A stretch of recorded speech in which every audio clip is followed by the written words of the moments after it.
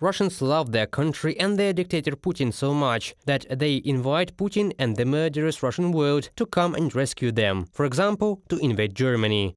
Vladimir Vladimirovich, they did not have enough shelling for today. You can also attack them here in Dresden.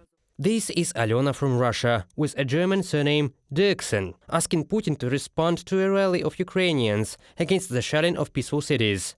She is the owner of a restaurant in Dresden. And later, she received a lot of negative feedback on her establishment due to this video. If you think that by finding me on Instagram, directing me some kind of rubbish and wants to raid in my restaurant, you can do me or help me, then I hasten to upset you. Anti-advertising is also advertising. Keep up the good work, my dears. But another Russian patriot, blogger Yulia Chernyshova, who was in Austria at that moment, didn't have an easy way out after her rude actions. In early August, she was stalking 2 girls from Ukraine in there. Hey girls, glory to Russia!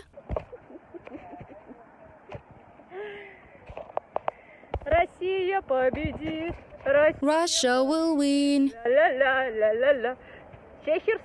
Whose Kherson is? But the very next day, the Russian woman was in tears. She had discovered that her booking account was blocked, and the reserve for booked accommodation in Austrian Vienna was cancelled. I have just got blocked on my booking page and my reservation was rejected. Money will be returned within 3 days. Subsequently, Chernyshova was deported from Germany. The video in which she stands with her belongings at the airport in Berlin was published by The Insider. According to media reports, she used to stay in the country illegally.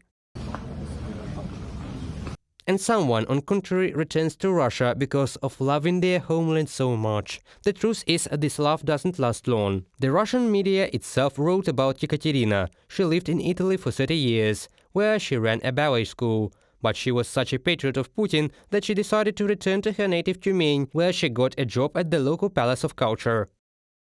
I had personal motives to leave Italy. My brother once married a woman from Donetsk and moved there. In 2014, together with his nephew, he defended the Donbass, fought on the side of the Russian occupiers. The armed force of Ukraine took him prisoner of war in Mariupol, where he spent 9 months. He undermined his health and died in January 2022. Do you understand now why I decided in difficult times to be with my country? Yekaterina, in an interview for the Moskovsky Komsomolets news portal.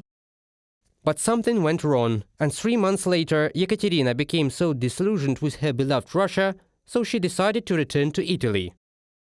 I had a different idea of my homeland. I used to idealize it too much. For example, I thought that Russia was ahead of the rest of the world in ballet, but there was not a single decent ballet school in Tyumen. I also have an unpleasant aftertaste from the work of state institutions. I work in a palace of culture, and I see with what negligence the directors work. They live in a clover, but when they report to the authorities, they just splurge. Yekaterina, in an interview with the Moskovsky Komsomolets news portal. Slavic News in California notes several reasons why Russians abroad love Russia so much. These are migrants' feelings of guilt, the inability to assimilate in a new country, and the creation of an image of an enemy in the form of the West in modern Russian propaganda. These force Russians abroad to defend their motherland. And they also note that emigrants who left Russia back in Soviet times or in the 1990s are more inclined to support today's Moscow than businessmen or IT specialists who left Russia in the last 10 years. We do not know who is just a civilian and who is still a direct or indirect agent of the special services.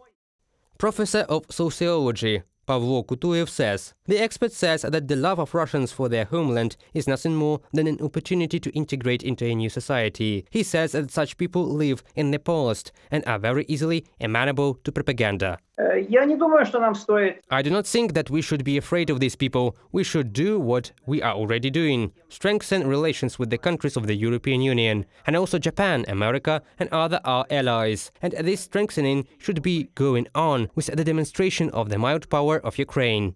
An organization such as the Ukrainian Institute is already working on this, Pavlo Kutuyev says. Reported by Pavlo Shtelmach, Nelia Yanchuk, UATV News.